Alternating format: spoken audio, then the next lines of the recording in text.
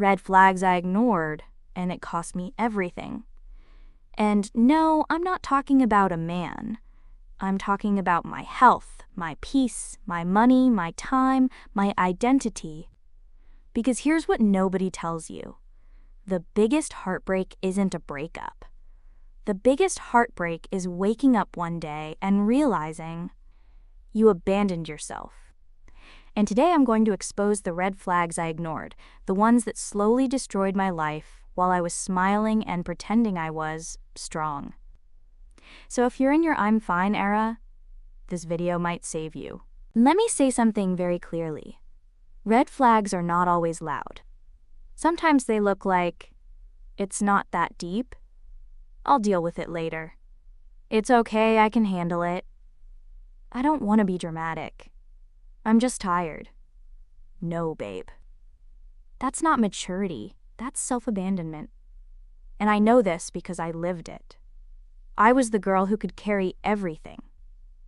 Everyone's problems, everyone's emotions, everyone's expectations. And I was proud of it. Until it broke me.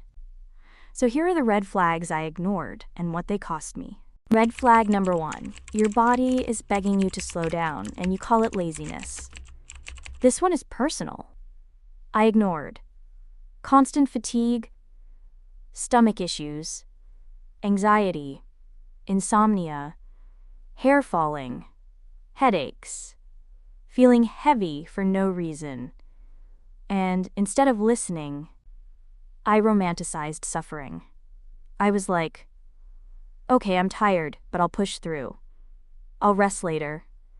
I don't have time to be weak. And let me tell you something, bestie. Your body keeps receipts. It whispers first.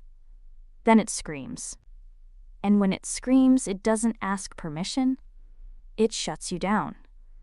And the saddest part? I didn't even realize how much I was destroying myself because it became normal. Like I thought it was normal to feel exhausted all the time. I thought it was normal to have a nervous system constantly on fire. It's not normal. It's survival mode. You're not lazy, you're burned out. And if you keep ignoring your body, you will pay in the currency of your health. And health is expensive. Red flag number 2. You feel anxious around certain people, but you keep calling it overthinking. Listen, if you're around someone and you feel tense, small, drained, insecure, like you have to perform, that is not a personality flaw. That is your intuition. And I ignored this for years. I kept people in my life who made me feel like I have to prove myself. I have to explain myself. I have to earn basic kindness. I have to be useful to be loved. And I thought it was normal. It's not normal. You know what's normal? Feeling safe. Feeling seen. Feeling calm. Some people don't want you happy. They want you available. And the red flag is, you feel drained after them but guilty when you pull away. That's manipulation. And I ignored it because I wanted to be nice. Bestie, I'm going to say something harsh. Being nice has ruined more women than being rude ever did. Because nice women tolerate disrespect. And I tolerated it until I lost myself. Red flag number 3. You're always the one giving, and they're always the one receiving. This is not even about friendships only. This is about life. If you're always the listener, the fixer, the one who checks in, the one who forgives, the one who shows up, the one who understands, and they're always taking, complaining, dumping emotions on you, disappearing, coming back like nothing happened. That's not a connection. That's a transaction. And babe, I was a donation center. I was giving love, energy, advice, time, support to people who wouldn't even pour me a glass of water if I was dying. And I kept saying, it's okay, they're going through something. Okay, and what about you? Why is it always you who has to understand? Your empathy is not a coupon for people to treat you badly. If it's not mutual, it's not real. It's not real. Red flag number 4. You keep shrinking yourself to avoid being judged. This one is so feminine coded. I used to dim myself, not because I wasn't confident, but because I didn't want to make people uncomfortable. I would speak less, share less, hide my goals, downplay my achievements, pretend I don't care, because I was scared of jealousy, gossip, people calling me too much, being disliked, and that is a red flag.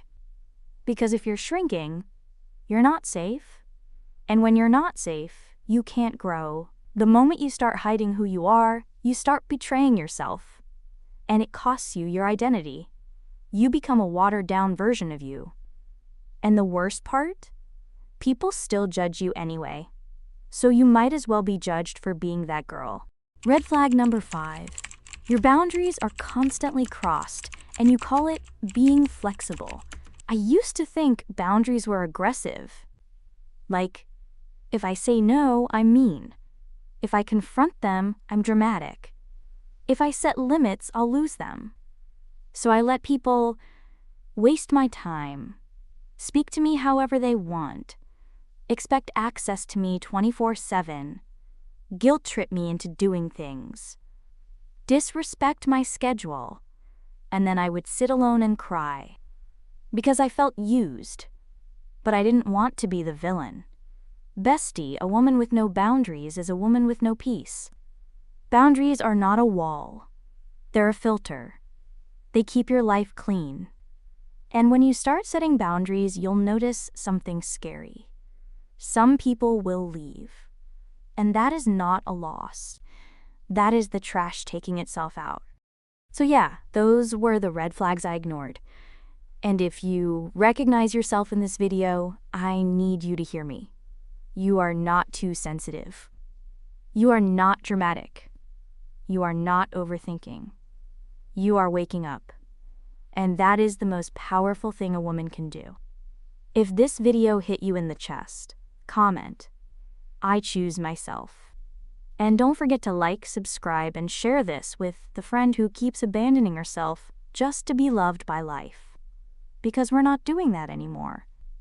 We're not begging. We're not shrinking. We're not tolerating.